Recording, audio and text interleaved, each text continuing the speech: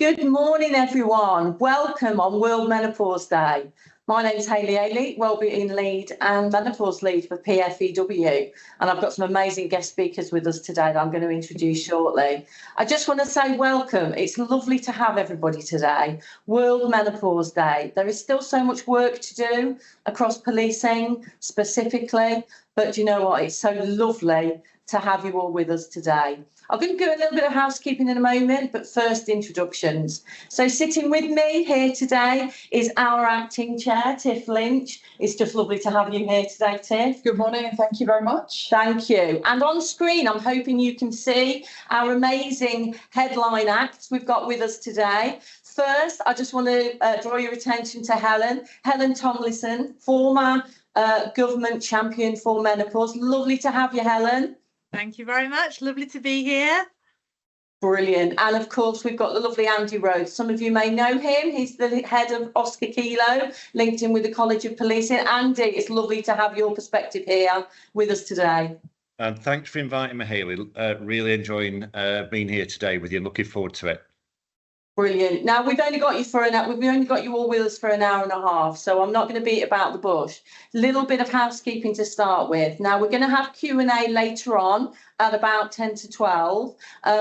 Please feel free to put any questions in the chat bar or raise your hand if you haven't got the ability of a chat bar, or you can email, and the email is events@polfed.org. You can email that across to us, any questions that you might have. Please try and keep them succinct, because we want to try and get in as many as we can. And we're going to do a Q&A after we've had a really good discussion with everybody. If you can please keep your screen on mute, so that it doesn't interfere when everybody is speaking. And it's entirely up to you if you do ask a question, whether you'd like to put your camera on or not. Okay, there's no pressure there whatsoever. So I hope you're all chilling. I hope you've got a cuppa. I hope you're sitting comfortably. We are going to record the session, so anyone that does have to leave, or if you've not managed to get on the recording, that is going to be available for everybody afterwards. And this is the start of more work for the Police Federation in regards to menopause, and it's something we really want to continue to keep pushing so that we can help everybody across policing in regards to the menopause and the effects that it has. So this is the start of more to come. So buckle up and off we go. So first and foremost, I'm going to come across to Helen. Before we start having a conversation about this, it's important to note the reason why we're all here. The Police Federation have been receiving an awful lot of feedback from our members that there were still some real issues affecting policing and affecting their day-to-day jobs in regards to transition through the menopause, not only personally, but also experience and knowledge and education from line management or senior leaders. So we set out our second national policing survey. We completed the first survey in 2018. And I think realistically, I was a little bit naive and thought, yeah, that's great. We've got evidence, we can fix the problem, and it's all going to be good. And then here we are on 5 years on, and I needed to do a second iteration of that survey. We've just done that. We did it in October 2023, and we want to talk a little bit about the results today. What I'm not going to do is sit and just reel them all off. The survey results and the report will be available after this webinar, and anybody can email in if they'd like a copy of that, and we can send that out. But we're going to use some of those findings today to litter through our conversations. So you'll hear little bits about it as we go along. So over to Helen then. So what are your first thoughts, Helen, about being here with us today? I'm so excited that I think it's what I love about the work that you're doing. This setup is so professional. I'm slightly gutted that I'm at home. I actually wish that I was there in the studio with you, but maybe next time. But yeah, I think the fact that you've done the survey and you've gone back to it after five years is really important, because things change and the conversation changes, the evolution changes. It's important to recognize that, and you can't just take one data point and then starting with your data point in 2018 and then looking at how those results have changed, it's really important to so you know whether you're doing the right things basically and what other areas you need to focus on. I'm particularly interested in working with organisations where they have a real lack of autonomy, and you are a perfect example of that you know you have to broadly be where you're supposed to be when you're supposed to be there, and also the physical symptoms can be really difficult, but also the psychological and cognitive symptoms as well can have a huge impact. So that complexity makes it a bigger challenge.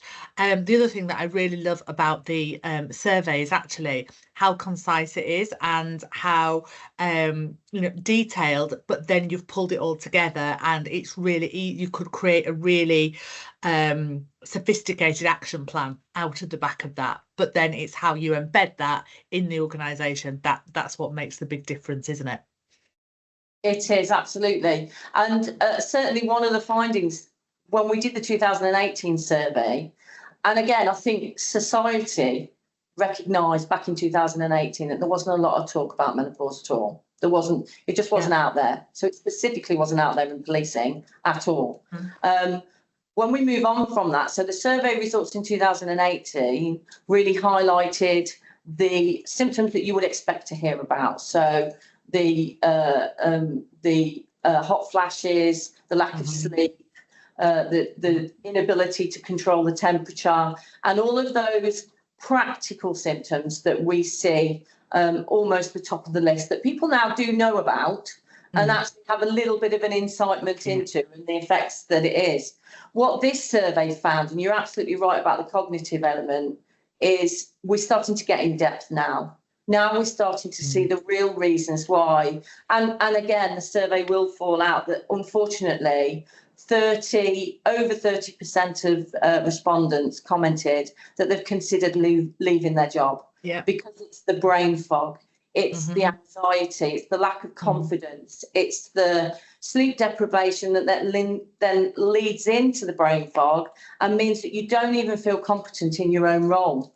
And that's the key elements that I think are the scariest side of this situation, because people at the top of their career, by the time in norm, obviously there's a wide range in age ranges of people transitioning through menopause, but the majority are at the peak of their career. And it's that data, I think, that scared us the most. I would agree with that. And, you know, I'll just caveat this by the fact that I wasn't doing anything like as important role or one that required great cognitive ability. And I can give you a live example right now of how lack of sleep, I was saying earlier to Tiff and Hayley that I've been awake since 1 o'clock this morning. I've no idea why, but literally wide awake. And I can tell that I don't feel, you know, I feel like I'm struggling for words and things like that. Imagine if I was in a role in the police where your cognitive ability is absolutely life and death for somebody. So, you know, it's such a different situation. But when I went through perimenopause, one of my symptoms was actually a very physical symptom, and it was that I had extremely heavy and erratic periods. So I couldn't go to work a lot of the time, but I was really lucky because I think at the time I was a sales director, so I could work from home quite a lot of the time. I couldn't go out and see clients, but I could talk to them, not on Teams, because I don't think we had Teams back in 2014, but notwithstanding. But what that did do is, because I'm used to being with people all the time, so because I was working from home at a time when we didn't really work from home, my physical symptoms were great because I was just sat down all the time, because a lot of the time I didn't even stand up. But it didn't help the psychological symptoms. So I felt anxious, I lost confidence. I'd never felt like that before. And I suddenly started to think, I can't do my job anymore. I need to step down. And that's why I called my government strategy No Time to Step Back, because actually with the right support, there is absolutely no need for anybody to step down or step back, because it is just a transition and period of time. But in that period of time, I completely lost my confidence. So it's not always the physical symptoms, it's the psychological symptoms as well. And that I've just looked at the report there, 85% said tiredness and 81% said sleep disturbance. I mean, those, when you're having to work at a fast pace, high level decision making, it's so impactful. And we've just started to look now more about the impact on others. So it's not just, and I know this is sometimes hard to hear because it feels like a very personal thing, but you know, for other people in the force that may be married to somebody or living with somebody who is experiencing this, the impact of them not being able to sleep because their partner can't sleep. So it impacts everybody. And I know sometimes that's not a popular thought process, but it really does. We're starting to look at the impact on partners and families now, particularly from that cognitive perspective. And what kind of things, Helen, have you seen with your experience? Because you've done an awful lot of work around different employments and different workspaces. What kind of things could you see that would impact or cut across to policing environments as well? Do you think there's anything we could consider? You mean like positive adjustments and things like Yeah. that? I suppose it's really difficult around the tiredness and the sleep, because I guess shift patterns are what shift patterns are. But I suppose, you know, if they've always been the same shift patterns, is there a way of looking at that? So I know in manufacturing, they operate a lot of different shift patterns. I was with a manufacturing company 2 weeks ago, and they talked about, when I worked in that kind of environment, it was continental shifts. And they said a word, and I can't remember what it is now because I'm tired and I've got brain fog. But it was a totally different shift pattern that I'd never heard of before. So there is kind of evolution in that, but how that would work in your environment, I'm not sure. But I personally find that if, and again, this is only what I do, rightly or wrongly, but I put a little bit more of my HRT gel on if I know that I'm tired and I'm doing things like this. So I'd be even worse if I hadn't double dosed this morning. But I'm not saying, I am not medically trained, and I'm not saying that's the right thing to do. But in your environment, it is hard to think of things that are going to work because it's quite a rigid structure. So sometimes it's just the knowledge that you've been heard and you've said, you know, watch my back, or, you know, just support me because I don't feel great today, you know, and I haven't slept. If I don't feel great today and I haven't slept, it's really not the end of the world. I'm just a little less focused. But you know, in your environment, I think having that maybe buddy system or somebody you can reach out to for support could be quite impactful. Yeah, and in fairness, you're absolutely right in the restrictions that we have. But even within those restrictions, we have encouraged forces, and there are some forces that have really championed this, the ability to have that flexibility, not all the time, but, you know, if an officer or a member of the team has had an evening where they've absolutely had no sleep whatsoever and they're due in on an early shift at 7 a.m. in the morning, there is that ability, because of the numbers and the scale, doing some specific roles, that you could call your sergeant up and say, can I swap to a late shift? Because today's the day that, you know, because realistically, you've got to think about the health and safety element of this as well. And the last thing we want is that individual being put under pressure to go and drive a police car or do something or a role agree. where they don't feel well able to do it. So it's about lateral thinking for me. I honestly do think it's about education and lateral thinking. One of the stats that we came out with realistically showed that even following all the push we did in 2018, even as the terms of 2023, 50% of the line managers that completed our survey still did not know if there was any policies in force to support them in making those, you know, those unilateral decisions to support somebody on their team. And also, worryingly, only I think 17% said that actually received any training at all. So for us as an organisation across, you know, the public sector, we would expect that to be a lot higher because it's a key subject. Do you find in any other employment that there's training or a lot more development on this, or is it pretty much across the board that there's still a need for a lot more of that? I would say that it's definitely increased a lot training. So I talk a lot about policy versus cultural change. And when it's exactly 3 years ago today since we launched our policy, and I started to help our clients to launch theirs.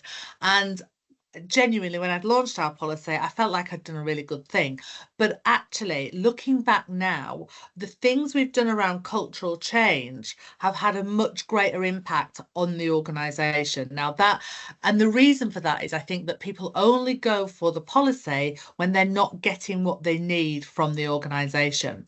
So if I talk about those 4 pillars of cultural change, the first one is education. So I think making sure that you educate across your business at whatever level or rank, I guess, in your case. So leaders, managers, colleagues, make sure they have the education around even things like symptoms, myth busting, terminology, using the correct terminology, because if you put menopause into a Google search, the average age is 51.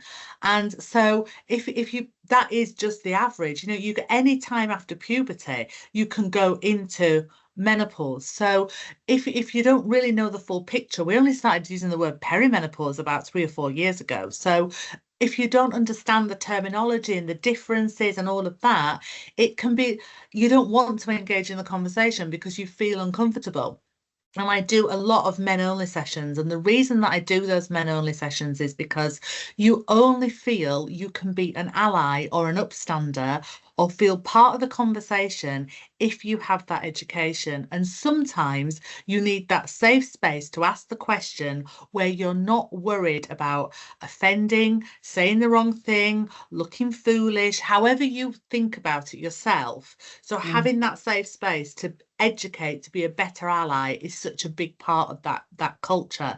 The second aspect is allyship. The third is sharing lived experience, and the fourth is leadership support and buy-in. So getting that top-down approach, as well as the bottom-up, groundswell, those meeting in the middle that's so much more impactful than just the groundswell, if you like. So I've seen a lot more of that. And I am seeing a lot more of those safe space conversations, because whilst you absolutely want to be an inclusive environment, you need education to create inclusion. So having those sessions, really impactful. Absolutely. And that just sounds like such a brilliant place to take for next steps, if I'm honest, because we've seen across forces, there are some real champion forces, and I can't fail not to mention them. We've got forces that have taken on almost an accredited status. Yeah, being a menopause employer, which is brilliant. But the survey data that's come across has shown that there is still across the piece so much more work to do. I mean, for example, people within policing still cannot regularly report that their sickness absence will come from menopause related conditions. And my argument with that is if a force isn't letting you even tick a box on a sickness absence form that says the reasons why you're away from the workplace is due to menopause, then the force doesn't know what issues they've got or how many people are being affected by not being able to come to work and being able to deliver their role because of the effects of menopause. The survey found, the most recent survey found that we still sit in a position where over, I think it was 50%, well over 50% of respondents said that they have not reported for the right reasoning and have used the reasoning because A, because they can't, and B, because that fear that it could affect any kind of future roles. We also still have a lot. We had a very high percentage of respondents that said that they would take annual leave or take toil rather than being sick and absent. And so many, I think it was well over 70% said that they knew that they turned up to work when they should have realistically not been there because of the effects of the menopause that they're going through. That management information, and even if you take it on that sphere, and we're talking about senior leadership and education, is crucial, because if forces again still don't feel like the education is there with the senior leaders, and the individuals don't feel confident in reporting, and they actually can't report, then you're never ever going to get to a point where that education and that understanding and that standing up and supporting and peer support is actually in place. It's like the problem's never going to be resolved, is it? I think there's some education around that as well then, and we haven't internally in the Adecco group, the organisation I work for, we've not done it so much with that, but we've done a count me in strategy around gathering our ED&I data from our colleagues as part of our Your Voice Matters survey. And we did a bit of a you said we did. So we showed them what we do with the information and why it's important. So in this particular case, we were opening up the disability categories. So we were sharing all the disability categories in the survey. So because a lot of people don't realise that some things are disabilities. Like, as an example, asthma is a disability. Not a lot of people would think, oh yeah, that, but we need to understand, because we need to know the landscape of our colleagues. So we did a bit of a you said we did, and said, you're giving us this information about other topics, and this is what we've done to support you.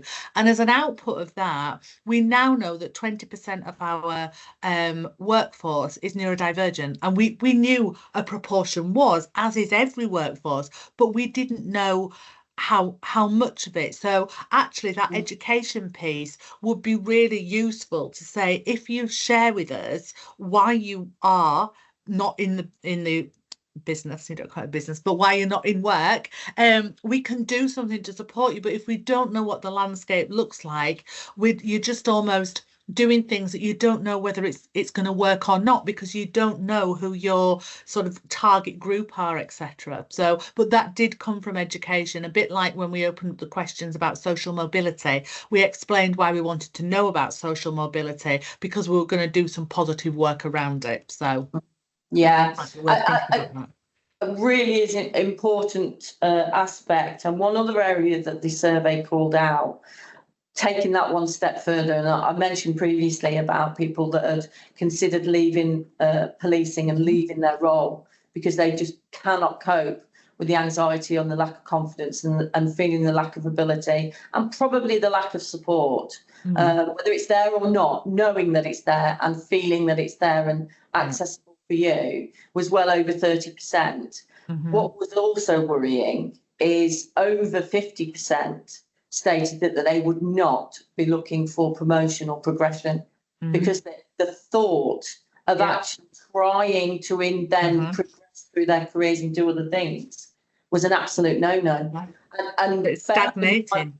And bearing in mind, policing has issues with retention anyway, but realistically, when you again talk to people that are at the peak of their career, or at that time of their career where they're looking to aspire to do other things, the fact that it's just so dilapidating and taking away the ability for you to consider staying in your career and in progressing further is something that is got to be important for an employer to understand, because you're always going to be investing in people that are going to come to a cliff edge and they're going to drop off and leave. We even had open comments, and some of the comments were detailed in the opening credits before we started, where we have had people give up their career as a police officer and come back as a member of staff. Whilst that is admirable, I'm so glad that they've come back into policing. The decision that they felt that they couldn't carry on their operational role and had to take a different role that was a little bit possibly more flexible. I don't know the ins and outs, but probably thought that they'd get more flexibility in being able to manage the conditions. Again, is a fear factor. Because that absolutely.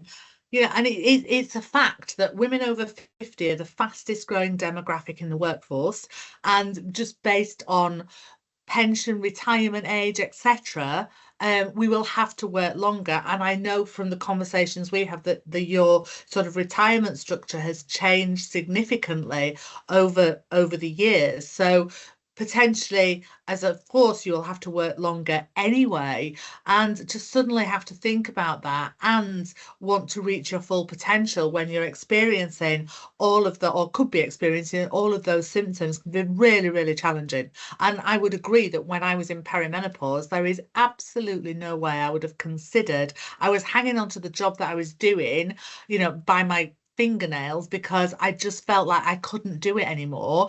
But I'd no choice because I got a massive mortgage. So I just got to carry on and push through. And I'm so glad that I did. But without that support, I would not have been able to do that. So, and it, you know, I wouldn't have then, in my opinion, and everybody's potential is very personal, isn't it? But I wouldn't have reached my full potential, and that would have been a shame. Yes, absolutely. Helen, is there anything you think across policing through your own personal experience in all the vast employment and government, your former role as a government champion in menopause, do you think there's anything immediately that we can do to try and, you know, open up this and progress it further in regards to supporting people in our organisations? I do think the education, looking at the survey, I do think that the training and the education is really important, because what we're doing, though, and even subliminally through social media, and, you know, menopause is a $24 billion industry in its own right now. So by default, we are empowering people to talk about it more openly. So in order to make that successful and retain that talent, we need to educate the people that are going to be taking a receipt of the conversation. So the managers, the leaders, etc., making sure that that conversation is easy for the person that's having it. So I think the education is really important as well. But sharing that best practice, and I know you've said, and I've worked with the fire service as well, and been to the fire chiefs conference, and they were talking about best practice, and there were lots of fire services standing up and talking about what they were doing, and actually they were all pretty much doing the same thing, but doing it in isolation. And I think it's really hard. It's like lots of different businesses in the same sector all doing the same thing, but not talking about it and sharing it with each other. So I think there's a lot of sharing of best practice that can be done, but the education for me is absolutely where it starts, and making sure that everybody receives the, you know, an understanding of the policy, because that came out quite low, didn't it? It was, so 18% of managers said that they are being given training on how to support, so only 18%. So there's a lot of work to do there, and 50% didn't know whether you had a policy or not. And I think those two things are intertwined. You know, say we've absolutely got a policy, but this education that sits around it is what supports the policy. Yeah. Oh, Helen, you're absolutely right. We've had some chat going on in the bar while we've been talking, and it's, as I said, there are some forces that have taken on, certainly since 2018, reporting sickness absence. But again, and I've said this to you in our discussions, there's not consistency in policing, unfortunately. We've got 43 forces doing their own things. Not all forces have policy. Not all forces have the ability for people to report sickness absence.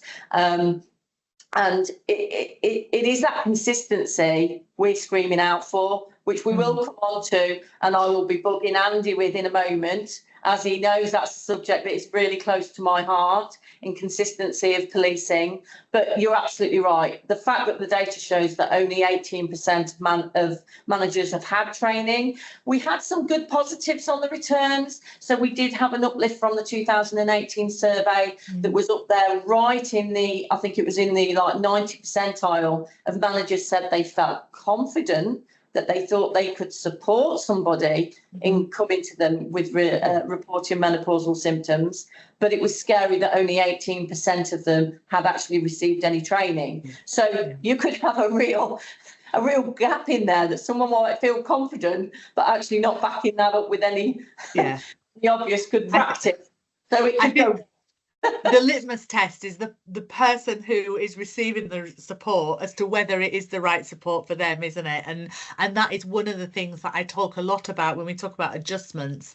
And make sure that the adjustment is relevant to the symptom, but also do it in conjunction with the individual, because and I think that's a really big risk, that you might think you know how to handle the conversation, but actually it's down to how the person receives it as to whether it's it's been successful or not. So Oh, absolutely. I mean, I think, and I can't even recall where the evidence base came from now, or the story that was told to me of an individual who ultimately should have said that she felt supported, because the manager just, really did understand her menopausal symptoms. And I think it might have been even yourselves, and plonked a desk fan on a desk. that was me. It was, wasn't it? It But wasn't that's even awesome. it wasn't even a desk anything fan. that she was struggling with.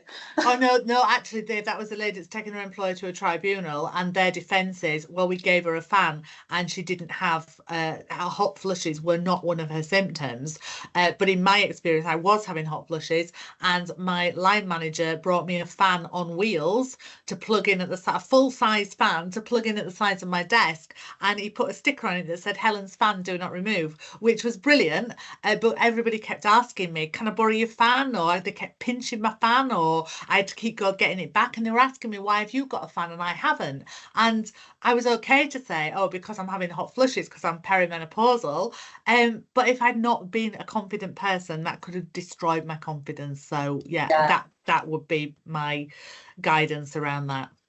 Brilliant. Helen, thank you so much. It's been really interesting to chat in detail, and you're going to hang around anyway in case any other questions. I absolutely am. Thank you. Brilliant. And if there are any questions, again, as I said, at about 10 to 12, we're going to do a Q&A. I noticed there's a lot of things going on in the chat. I can't read the chat while we're trying to go through everything. So bear with us. If you do have questions, please feed them in at the end, and we will carry on. But coming over to you, Andy.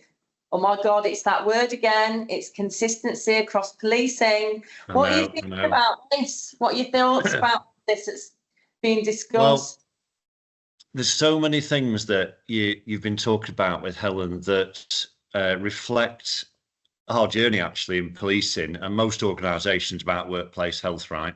The first thing is everybody is running around super busy.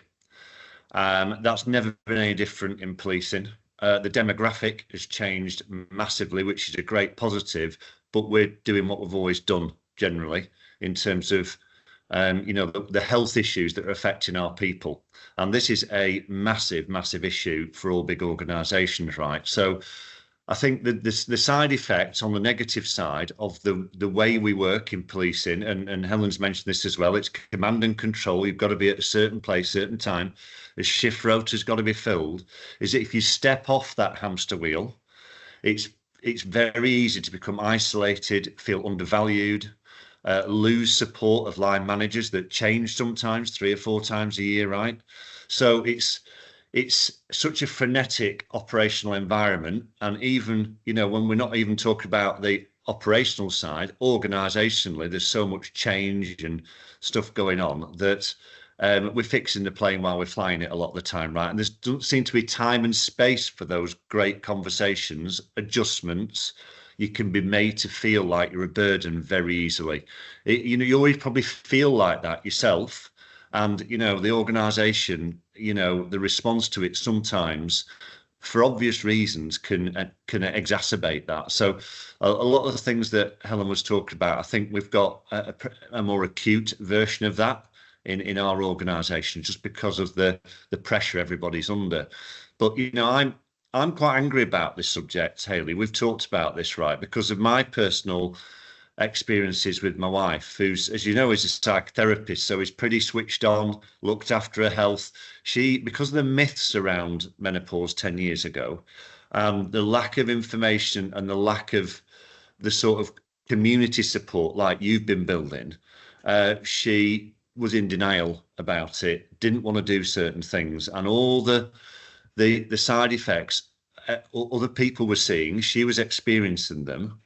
but actually it was difficult to see the wood for the trees because you're getting older. So maybe my sleep isn't as good. Maybe I'm exhausted more often because I'm just getting older and I can't do what I used to do. A mum had dementia for 4 years and she cared for it. And she thought that she was getting dementia because of the inability to remember things, which I think is like tragic and sad that was, I mean, that is a major thing in your life to care for your mother and then think, oh, I'm getting it now. But is it that, or is it actually what it really is? Are you with me? So I do think that, from a personal perspective, the way I dealt with it, because I'm like the well-being chap, right? So, I mean, I'm comfortable around health conversations, really comfortable, but I wasn't educated about this subject. I didn't know enough about it. I believe the myths because that's what you read. And so I read a really good book on it, a fairly popular book, and sort of introduced it because we're person-centered in our house, right? We're not about telling people what to do. We realise that people have got their own answers to a lot of their own solutions to problems. And I said, oh, I've read this book, and it was like I was listening to my wife speaking to me, the stuff that was coming out of it. Are you with me? The anxiety, the feeling that it's just me type of thing. And then she picked the book up, and that's got her too late, I think, but at least at points in life where she can start trying out certain things that work for her and improve. You know what I mean? And I think the other thing I'd say, Hayley, is that, and Helen was talking a lot about sleep, fatigue and recovery, right? You've been doing tons on this. It's a massive stigmatized issue in policing. We've normalized everybody being exhausted, right? So if you feel exhausted coming to work and you say, I'm really tired and didn't sleep last night, well, it's join the club, right? Because everybody from every level of the organization isn't sleeping very well, right? On call rotas, shift work and all this sort of stuff. So you can be made to think, well, maybe organisationally, this isn't anything different than we're all exhausted. But actually what we know is that is a massive part of your health and well-being that changes significantly for a lot of people, right? And, I think that's something that, in the workplace, the education part is really important. But also, I'm a big believer, as you know, work can be really bad for your health, right? In lots of ways, we all know this. And in police work, it can be very dangerous, right, for some people. But I'm a big believer and I'm an optimist that work is also a resource for you, right? It's a place where when you're struggling with whatever that might be, you can go there and you can access support, the right response, networks, etc., and the stuff that you've been doing for years now. If my wife had been able to tap into that, I think she'd be in a lot better position than she has been because there's experiences, there's knowledge, there's resources. You're getting experts like Helen talking to groups. So I think that's one thing from being in a big organisation that we should say, look, if we get it is something that's a massive asset, but the consistency issue is it's postcode lottery, right? So we've been on this, and we've been talking about this, Tiff, yourself, Hayley, for a decade now about workplace health stuff.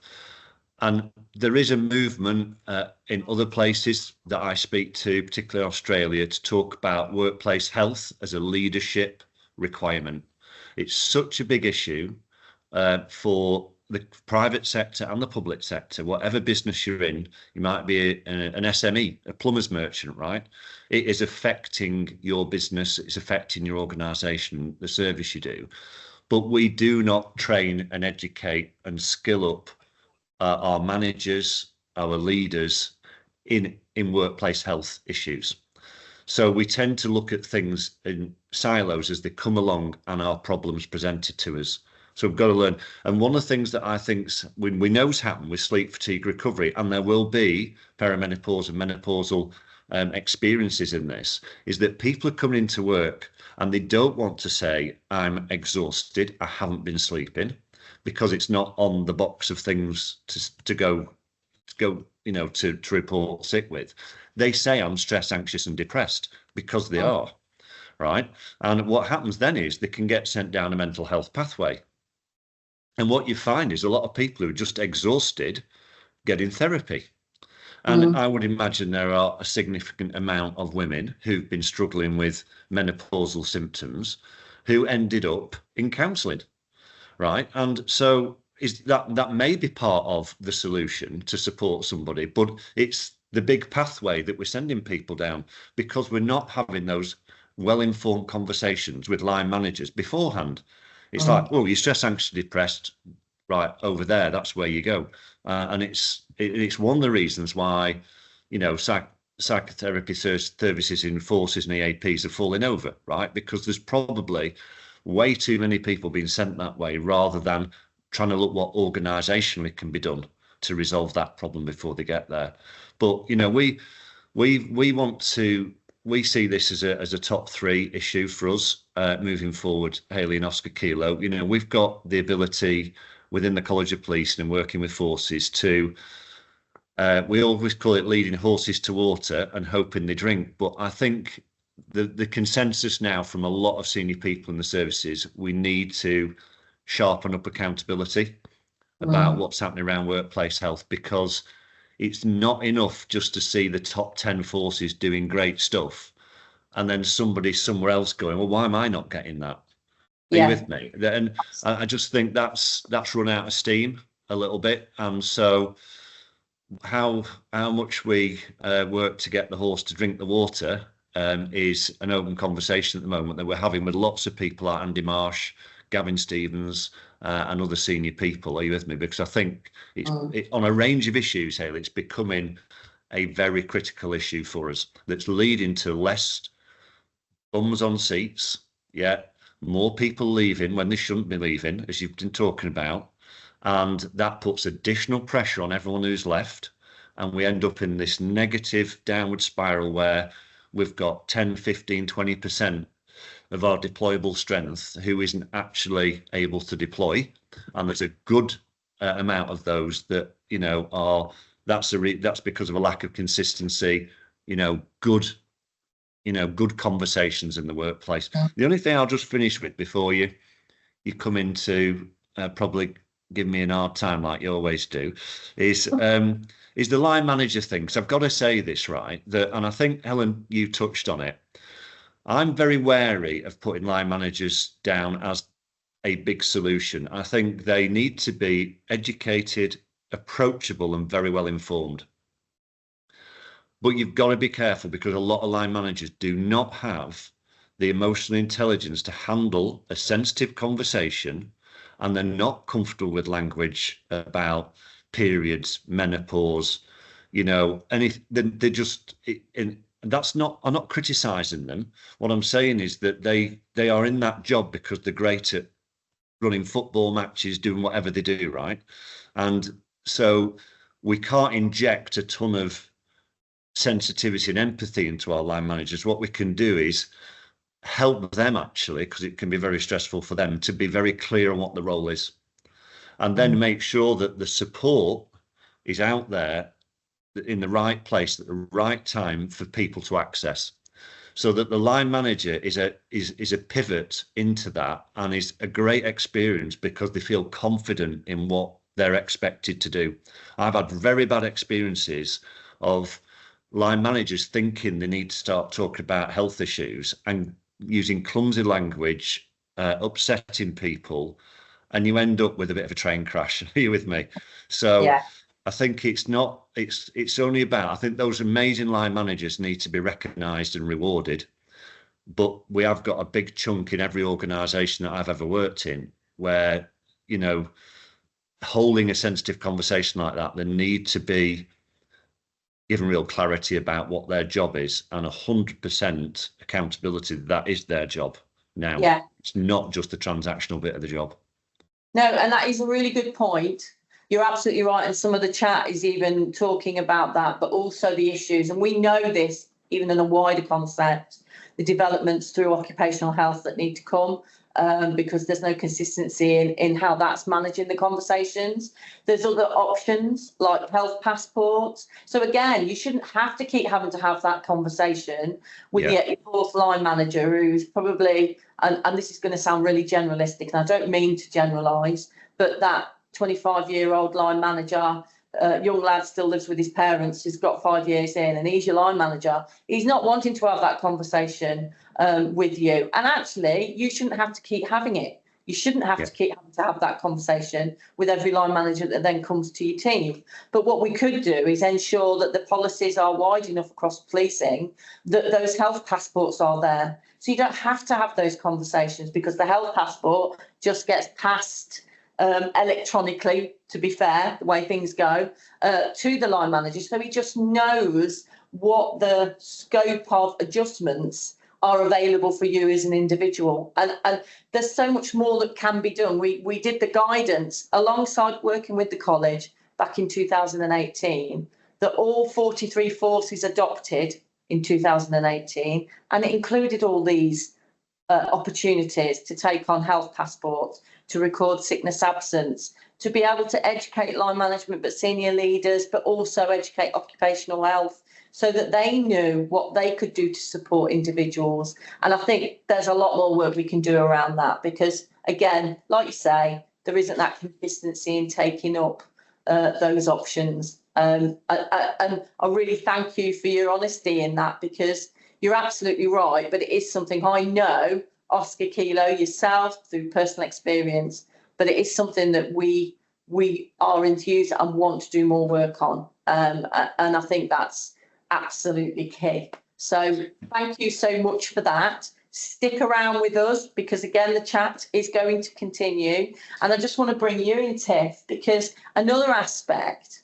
to look at this, and this, it just shows an example of the breadth of this area of concern, and really some terrible things. And I'm here looking along in the chat when we're talking of occupational person experience, is you might not even find yourself going through the menopause because it's a transitional, because you come into that age where you're considering it. It could come as a completely shock scenario for you off the back of another health condition, couldn't it? Absolutely. Which was certainly your experience. And I know you don't mind talking about it at all. but ultimately going through cancer treatment caused you to have chemical menopause. Yep. How did that feel? It's one thing having to go through all the treatment for cancer, and that's all well documented. And then to get the information, which, and I have to say, even from the consultants that I was seeing, the side effects for the treatment, it was very blasé. Oh, and you're going to go through chemical menopause. Mouthful. And it's like, oh, okay. Now, for me personally, the cancer that I had was hormone receptive. So it was through COVID. There weren't any support groups in person or anything like that. Everything that I did, I had to research literally by myself. I joined groups to find out what hormone receptive breast cancer was, and what I can't do, shouldn't do. And the big thing for me was once I'd got through the cancer treatment, there was no treatment that I could take. So Helen mentioned HRT a moment ago. I can't take HRT. So effectively, I have to go cold turkey. I've been fortunate that my symptoms with the hot flushes and everything like that are minimal. I have, for me, it's very much, people think that, right, you're clear of cancer now, you're back to normal, you're back to square one. But what a lot of people don't realise is that when you have a medical condition that creates that causes chemical menopause, you've then got that next hurdle to get over. And there are going to be symptoms. For me, I don't know whether it's from my medication for the cancer that I still have to take, or whether it's menopause. So it's juggling and weighing it all up. And we talk about the hot flashes. I struggle to keep my body temperature. So when other people are saying sweltering in here, I'm sat there shivering, and then it's role reversal again. So yeah, the hardest thing for me is trying to balance, or trying to work out, is this menopausal symptom, or is this symptoms for the cancer? And also that outside view, where you're clear of cancer, you're back to square one. And it has affected me. The chemical menopause has affected me. Not physically, you wouldn't notice, but I've definitely noticed the brain fog. I'm not as sharp as I was pre the cancer. And we've talked about this before, and it kind of links into what Andy's talking about, organisational health. It's a broader subject, but it incorporates everything we're talking about. And for me, it's not what you're visually creating or what you're visually presenting with, it's what's going on in here. Absolutely. And we've talked about this before, like you said, pre-cancer was the pre-cancer Tiff, the post-cancer Tiff, and now coping with the menopause Tiff is a completely different person. It's an adapted Tiff. Yeah. And people don't see that. No. People do still expect you to just be the pre-cancer Tiff, and you've got so much more that you're coping with.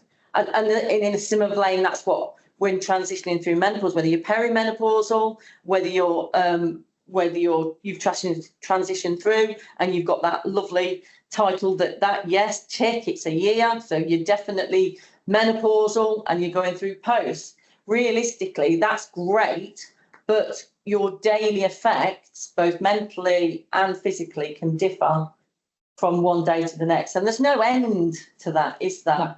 It just carries on. So that support can change and needs can change, but it's being able to actually manage that and still feel that you can still perform, present, promote, support, do things and develop on and do other things. I think it's certainly why we wanted to highlight the mental health issues, isn't it? Oh, absolutely. I can always remember my parents, or my father, talking about the menopause when I was in my 20s. My mum will say, I never went through any symptoms. To talk to my dad, it was a totally different story. And it was literally as though the light had been turned off and she was a totally different woman. This is the key thing for me. And you talk about 2018 survey. I can remember sitting in the meeting downstairs and hearing the conversations and putting my hand up. I wasn't even close to perimenopause at that point, saying we need to find out what's happening out there with the members so that we can start this structure of support and get consistency. Now, reading the 2023 report, there are some clear improvements.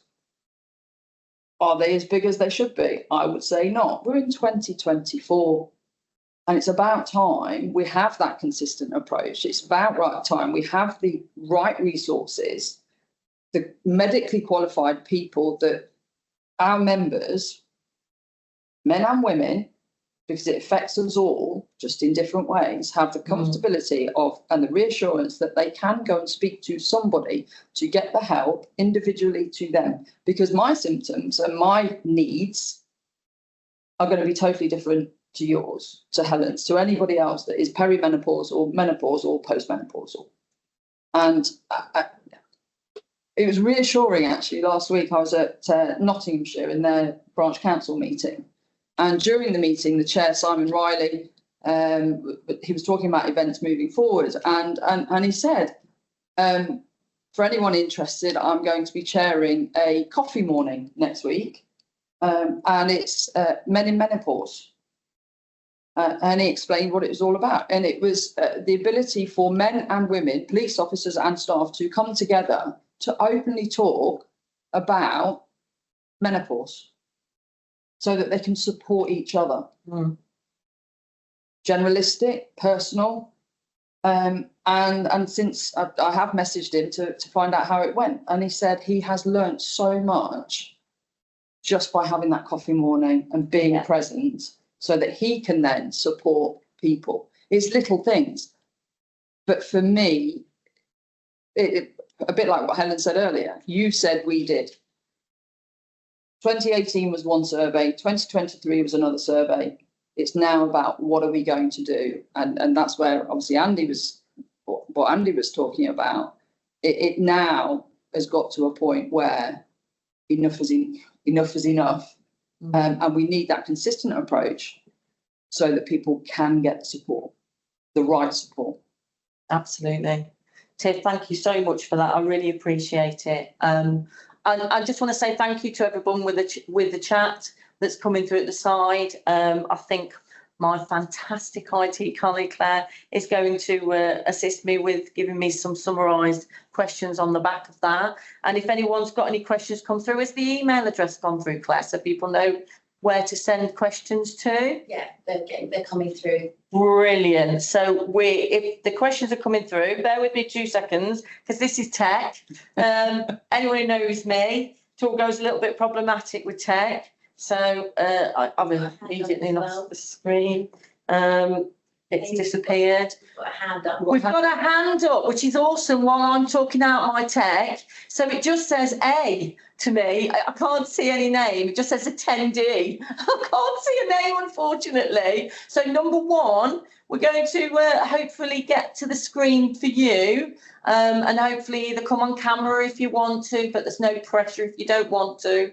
Unmute yourself and go ahead with your question. Tell us who you are and go ahead with your question. Hello, hi. Can you hear me? We can. Oh, hi. My name's Karen, and I'm I work in specialised crime in Hi, Karen. Met. Thank you Hello. for joining us. It's just my question because I've had breast cancer, obviously menopause, and now I've been recently diagnosed with ADHD. So I'm the lucky one. So, but my question is the job-related fitness test. Obviously, from 50, everyone's not retiring at 50 no, as you know, we're all in the job longer. I just want to know why.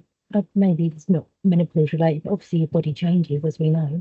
And why is it still at 5.4 for everyone? How can we not be, that's through inclusion, how is it not adjusted accordingly to age? Well, just more so because I feel like obviously I'm not as fit as I was 20 years ago, or, everyone changes, and it just feels like that at the minute I'm under OH for all sorts of issues, but I feel like I could potentially do it, but not to that level anymore, and that's what's holding me back. But I don't know if it, and I'm sure I'm not the only one, but I just wondered why it's never brought up that could be, as I said, through inclusion, why has it got to be the same that you're competing with your 20-year-old colleagues that can fly through that and more, and you're struggling? And yeah, it's just my question, really. Thank you. Well, before I bring Andy in, you'll probably be aware, well, Andy will smile at this because he knows that the Police Federation have a very strong stance on this. I'm not going to go into the history and the detail, but what I will say is, and some of the chat is completely right. Realistically, the fitness test, or the job-related fitness test, was built on understanding your CO2 max at the post of your most physical part of the job, which was actually set against your OST training. So that I'll just give a really potted history. So I've done a lot of input and work on this. Over the years, forces have, of course, maintained what was in place with the College of Policing, that to be a normal response officer, there was a requirement for you to meet the standard, as you quite rightly say. And yes, we've had a lot of discussions and a lot of conversations about the difficulties that brings people through a varying different elements of conditions, trying to run to that test and to achieve it, and the stress and the anxiety and the pressure and all of that brings to individuals to try and meet that standard. The actual manual now for officer safety training and all that comes with it has changed, which is why, as quite rightly people are putting in the chat, that actually to meet that CO2 max again, it's down to 3.7 rather than what it was as 5.4. But I caveat this, at the moment, it all depends on what your force policy is. Because again, we're seeing a difference at the moment between forces. Some have gone along with the new updated education on this, and have dropped the standards down to 3.6, 3.7, which is a lot less of a stress and a lot less of a difficulty to be able to achieve when running that bleep test. But not all forces have yet, because some chiefs still believe that they think there's a standard to be met and they expect everybody within policing to meet it. I could talk about the wheres and wheres all through. I could take over this session and I could go on to the evidence base for that. And realistically, I'm not going to do that right now, other than to say, keep in touch and we can give you some individual support on that, as can your local police federation branch, because we can support you in any difficulties you're having. Generalised, I would like to see what I'm seeing in some forces is women only sessions, is the ability for some help and some training to support people in whatever requirements they need to do to meet the standard that their force want them to meet. Our overriding police federation position is absolutely everybody should be only expecting 3.7, but we're just not there yet across all forces. So I have to caveat that. I wouldn't want to give you false information because it's all dependent on what force you're at. So please get in touch with us aside from this meeting, and we will try and help you with that through your local branch. Andy, is there anything you want to quickly add in with that one? Oh, well, first thing is you should not be feeling stressed and anxious on top of everything else that you're working through about a fitness test. Right. The second thing is that my position on this is, yeah, we need new recruits to be tested for the fitness. We need certain specialist groups to have high levels of fitness. And what we should be looking at is fitness is just one aspect of your health and well-being, right? It's an important one. But what we should be doing annually, we should be modernising it 2024 to an annual holistic health supportive check-in, where we bring in all the things that we know are actually making our people ill, which isn't all about running backwards and forwards, right? Trauma, impacts of trauma, work-related stress, menopause, whatever it might be, and try to come out of that with a very personalised approach to supporting people's health in the workplace. That we are a million miles off that, right? But that is a conversation I had with people who were reviewing the JRFT. It's an opportunity missed massively to actually try to address and support the things that are affecting people's health. And what we've done is probably create a lot of stress over turning it into a test. And then now we're arguing about what level it is that test should be, rather than actually moving to something that's far more holistic. Thanks, Andy. Really appreciate that. Before I come to the next person that's got their hand up, I'm going to go to a question that's been submitted through to us. Tiff, do you just want to read one out? Interesting one from Devon and Cornwall. What are the top 10 forces happy to push forward but don't want to step on toes if we are already doing well? That's a very interesting one. Those of you on the chat that may have knowledge of the Menopause Action Group. So that's a group run by MPCC. We've got 2 leads that run that group, and there is then participants, or SPOCs, if you like, across all forces identified that feed into that group. Now, I can't give you the list here. We'd be here all day. I'm not going to identify the top 10 for you because, again, I'd be here all day in picking which are the best ones. But what we can do is point you in the right direction if it's your force and you need some support. So please get in touch after for anyone individually, because, again, it's like I said, we've got different things going on that is really good in different forces. But then when one might have a really good policy, another one might not have a policy, but might be doing a really good thing about a health passport. So there is so much difference across the forces. You can't pick out, well, they're outstanding and the others are rubbish, because it's such a mix of what's going on in different forces. And it's, as Andy said, that's why it's a postcode lottery, because you might actually get someone that's got some really occupational health work in one force doing really good, but actually then you can't report or doesn't support you if you needed to ask for more adjustments, and then you go to another force and they're absolutely bang on with that. So it's really difficult. And I think it's deeper than just a policy.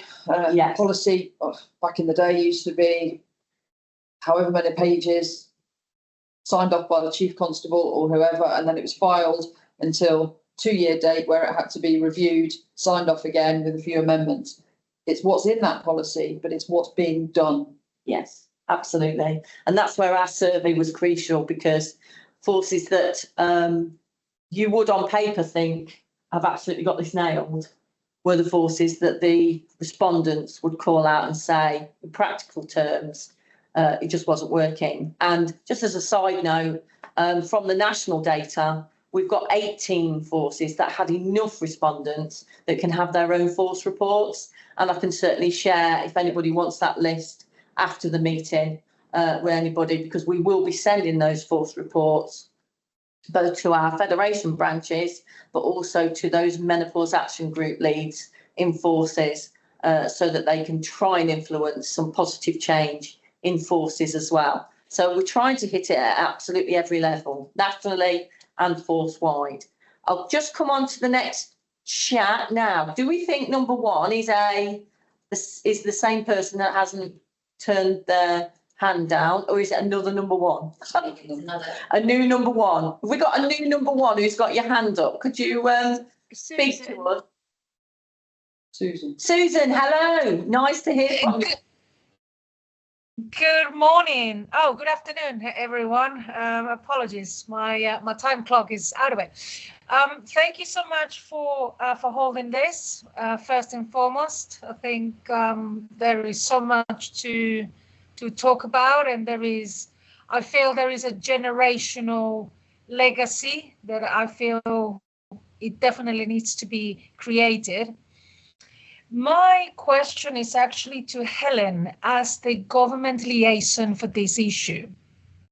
My question is, what is there a plan in place for the, I'm going to start with the females and then I will hopefully include the males at, let's say, high school or sort of year 11, year 12, 13, to be taught about what it's like to be in this situation.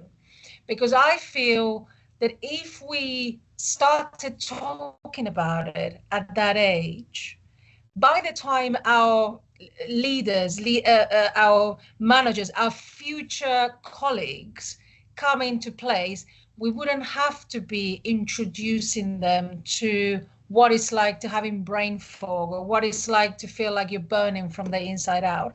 And in the same topic, I feel I would have been much more prepared for what was to come if somebody had told me that one day you're going to wake up in the middle of the night and feel like an atomic bomb is just gone inside of you. So is there anything that is going to happen or that is in plan? Or? So yeah, I can answer that. So I know it is now part of the school curriculum, and that came in, I think, in about 2022. So in the high school curriculum, it is part of it. It also came in as being part of GP curriculum as well. So over time, you're absolutely right. I believe this is probably once in a generation topic, because I know that certainly my mum and her peers didn't really talk about it, and yes. But I also see that my daughter, who is 25, is so praised of the topic, not just because of me, but it's just so much more of a normal conversation. So I do think that we're doing the groundwork for future generations, but it absolutely is both in the education curriculum and now in the GP curriculum. Fabulous. Thank you so much. Thank you, guys. Thank you, Susan. That's really helpful, Helen. A really important key, and I think that's such a brilliant point. So, Tiff, what else have we got? Questions online? So, another one here, which is relative to uniform. Is there such a thing as body armour with cooling elements?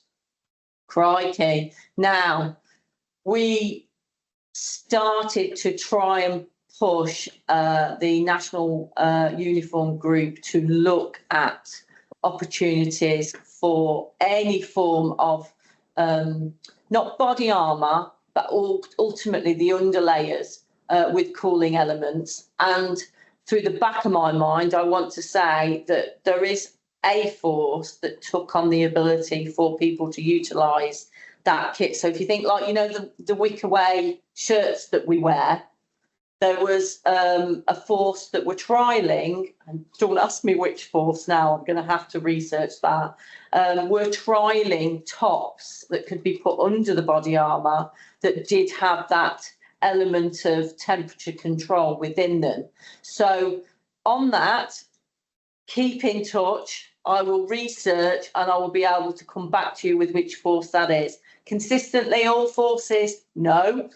Actually available through the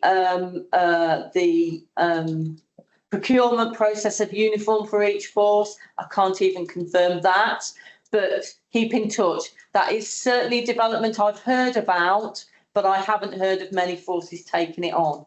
But certainly not through the menopause, through the body armour, but specifically the wick away shirts that we wear underneath.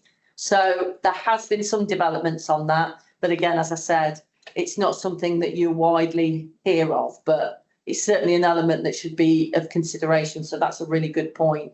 Thank you for that question. Coming into the next question that's come in on the Teams. Who have we got? Who's next on list number one? Are they with us? Hi there. My name's Fiona Gehring and I'm from the Metropolitan Police. I'm actually a physical training instructor, but I have my own outside business called Midpoint for Women. And I think Helen's points around the 4 pillars of change is fantastic. It does have to be a complete structure. And as for Andy, the organisational responsibilities is paramount. We're surrounded by 90% men, give or take, depending in the areas of work, but men have to wholeheartedly be included in this process. Even as a woman, obviously, it's the support network we have around us the whole time, looking at that holistic approach. The lady who mentioned about the fitness test, obviously we know that 70 to 80% of women will put on weight potentially during their menopause journey, and that will have an impact on them going forward. So if you can look at the holistic approach first, rather than just ultimately the fitness of somebody, and address those things, I think would be paramount. Talking about men, they're not mentorees, they're not therapists. They just need to be supported and be raise their awareness, and then have their specialist areas within the forces. I know that I was actually, as an outside business, I was asked to deliver awareness workshops to all firearms instructors within the Metropolitan Police, and I delivered that last year, and the feedback was phenomenal. And that was predominantly men, 322 men, and the feedback was that it was probably one of the most impactful sessions that they'd had in their entire police career, because it impacts them at home and at work. So Andy, your situation with your wife, 100%. And I just think the more we can do that, and exactly what the girls are saying in the studio, is that having that across all police services, not just 1 or 2 doing really well, because it's really losing the power that we have, and hopefully not this not to continue being a thing. It actually just becomes normality, that men and women understand what's happening to their bodies and not feeling weak. What I found is, in the stuff I've done, I've helped a number of police forces already, but it's also the fact that women are scared that they're going to seem weak, powerless. You know, their knowledge and their skill sets are going to be under question, because they're now going through the menopause, whether it's surgical, whether it's chemical, whether it's natural. And that's something we really need to change. We are great people to have around. We need to be supported in that by each police force and federation, etc. But I think this has been the most fantastic presentation. So thank you very much to everybody. Oh, thank you. Andy, is there anything you want to come in on that one? Yeah, I think really good points, isn't it, around the support network that's around you, most likely to be a male. And I think, you know, as a man speaking about this, I should have known more, particularly in the the job I'm in, doing what I'm doing, and I should have been able to help and support more. Are you with me? So I think Helen's made the really good point that culture changes when conversations change, but education, information, I think that's one of the big things we can do, Hayley, to help here. You know, I've got lots of ideas about that. I mean, the other thing is, you know, the sleep fatigue recovery, we've done stuff with wearable tech that's really, really helped people actually going through the menopause. So we're going to do more of that, because actually understanding what the impact of the menopause is on your sleep fatigue recovery and seeing it in data with the right support and education around it is very important. But also what my wife found is when she started taking medication and playing around with different dosages, you know, advised to do different levels, she can see there what's happening differently in her sleep data, for example, and her recovery data. And there can only be one answer to that. Are you with me? So it's like, it's a great way to get feedback about what's working and what isn't, because it's such a complex issue, isn't it, for the individual. So I think there's lots we can do to help, and 100% agree with what you just said. Brilliant, excellent. I'm loving this. You know, I'm going to hold you to all of this, you know, Andy, don't you? Tiff, have we got another question? And if she doesn't, I will. I'm my wife, so you're out trump there, both of you. We need to meet your wife. We're getting lots of questions in, and I've just been reminded that if we don't get through them all, an FAQ is going to go out from Monday. Yes. So you will get the questions answered. But one that has come in, do I have to go through occupational health to talk to somebody about menopause? Now, okay, so you don't have to. And again, if we're talking about in policing environment, reach out to your local branch of the Police Federation for a start. If you're not in the Police Federation, reach out anyway, because I think we'd all value just giving everybody support, to be brutally honest. It always will depend on what force you're in and what policies and procedures are in place. But if you've not got the faith in your occupational health, then of course there are other bodies externally to that can support you. You can go on the Police Federation website and we can show you there are other resources on there. If you especially link into our other campaign, which is the #AskTwice campaign, you'll see the myriad of resources that's out there, specifically not just for mental health, but for physical health also. So there are different things you can get support from. There are different resources depending on your force. If you can't find them, speak to somebody in the Police Federation, or actually see whether you can actually identify who your menopause action group SPOC is in your force. You can also go to the Oscar Kilo website. There is an abundance of resources advertised on Oscar Kilo, isn't there, Andy, that may assist. You don't have to go to Occy Health, but in my experience, they are the employment link to support.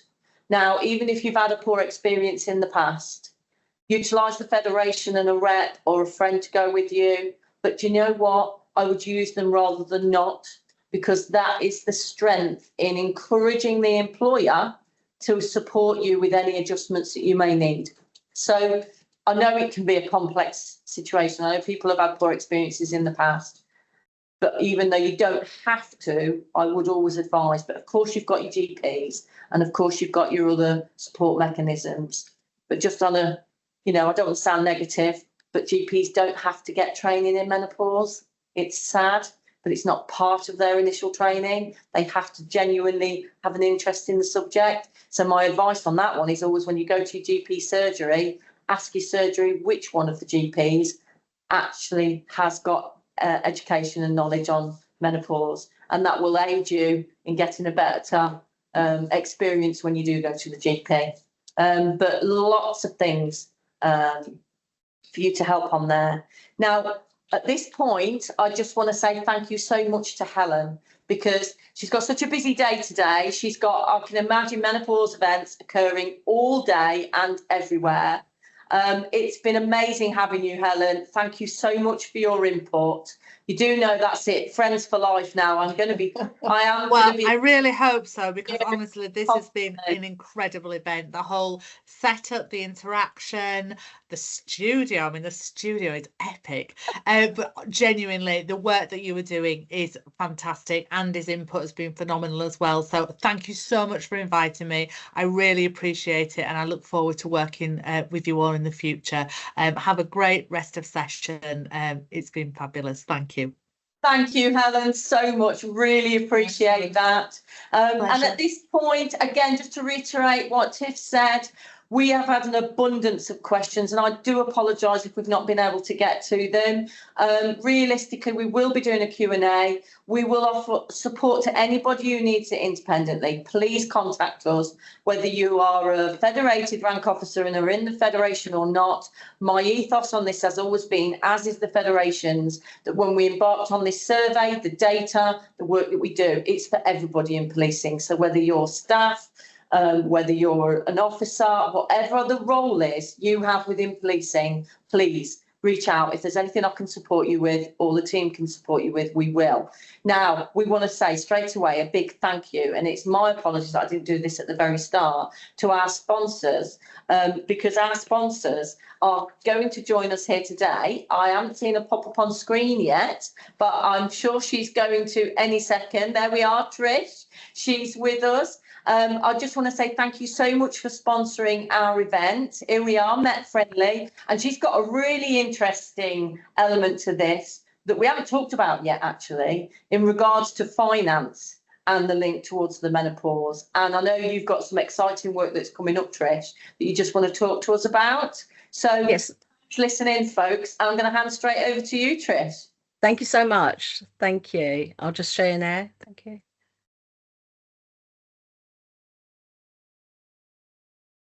Can I just check that you can see the screen? Yes, we can see it. Thank you.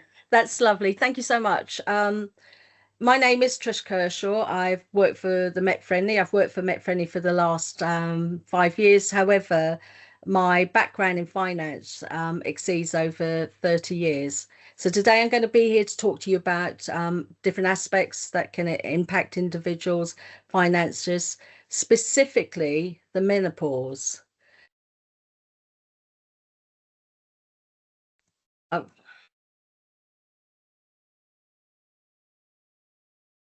Sorry, are you still with us? Yes, I'm still there. I've got some shocking stats to share with you. Did you know that 59% of women take time off due to the menopause? Nearly 1 in 5, that's 18%, permanently reduce their hours, and 1 in 5, that's 21%, passed on the chance to go for promotion. And independent research showed us that a woman who simply reduced their hours until retirement face a reduction of just over 32,000 in their savings. And when you consider that those who stop work altogether because of menopausal symptoms, this effect could have on their financial future is hugely demanding. So Met Friendly have a number of areas that we can help with. I've selected a few today. We've got our pre-retirement seminar, which covers all 3 pension schemes, the 1987, 2006 and 2015.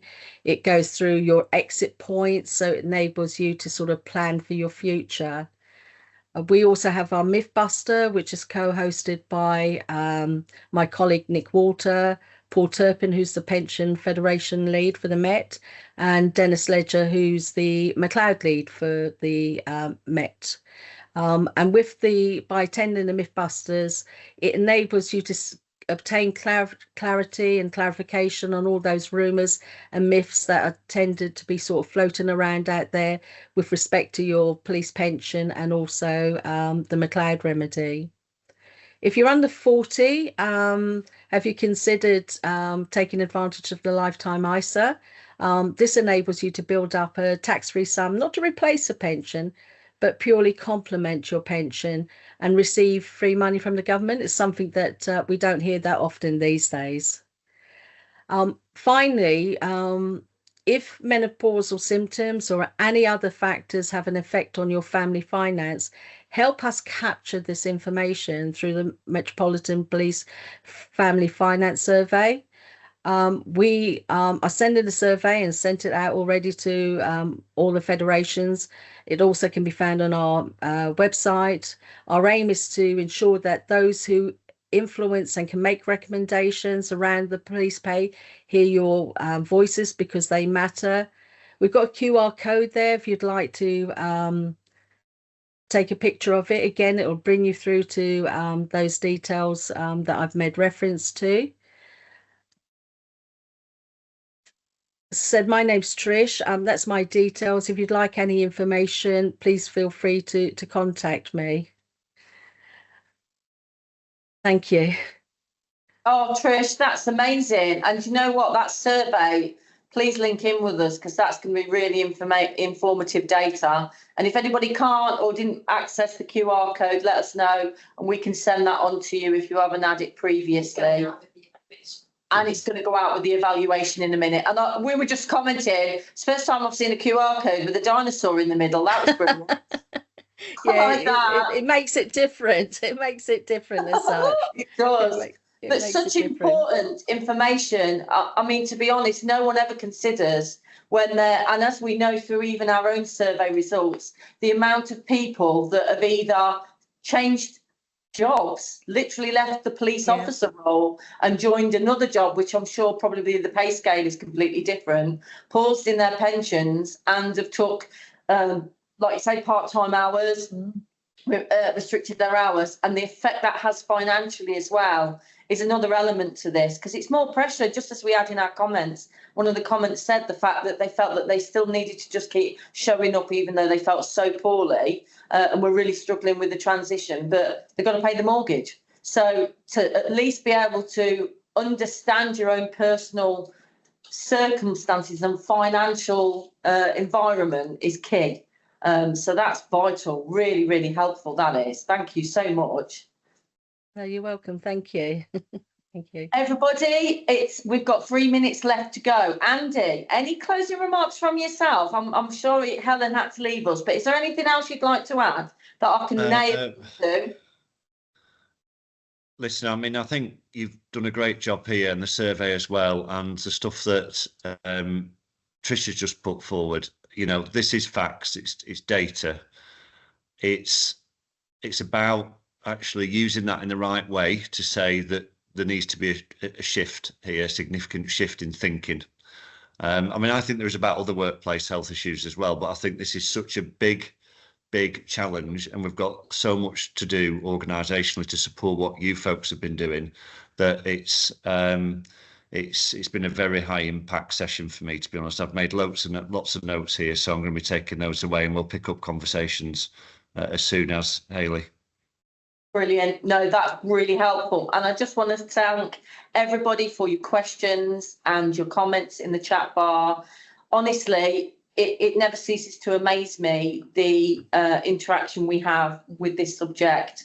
We, you know, the response and the people that have managed to attend this event today. Just to reassure everybody, there is so much detail we could have gone into.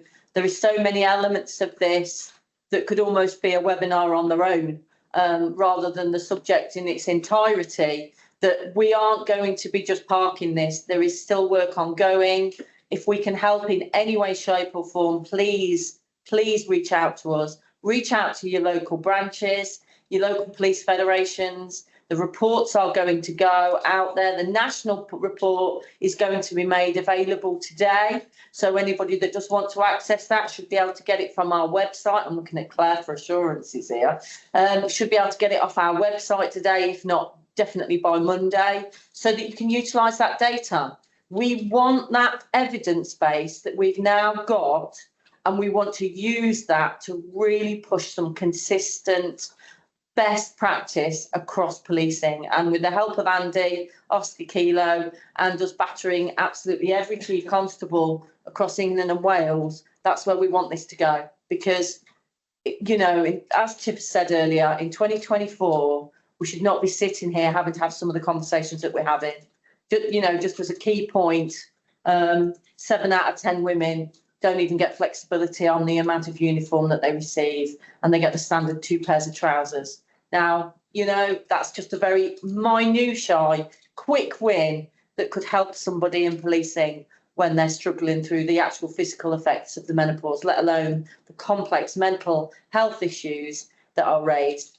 Just want to point out, you can see in the background, I hope, our Ask Twice banner. If you go on our website, hashtag Ask Twice campaign is all about the effects of mental health across the plethora of different reasons why it can affect you in policing. QR code, go to all the resources, support that is available out there. Again, Oscar Kilo have a plethora of resources available that are free again for anyone in policing to utilise. There is help out there, and if you're needing it, please reach out, because we want a takeaway from this is that for you to not feel that you're on your own and struggling with this. There is support, and we will be doing more as we carry on. So, Tiff, I just want to say thank you to you.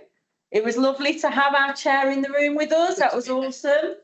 Andy, thank you so much. My thanks to Helen. I know she's had to leave us. And our thanks to Trish from Met Friendly for bringing in that vital aspect in the hands of regards to finance.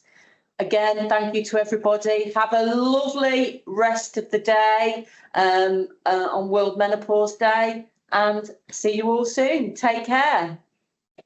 Take care, all.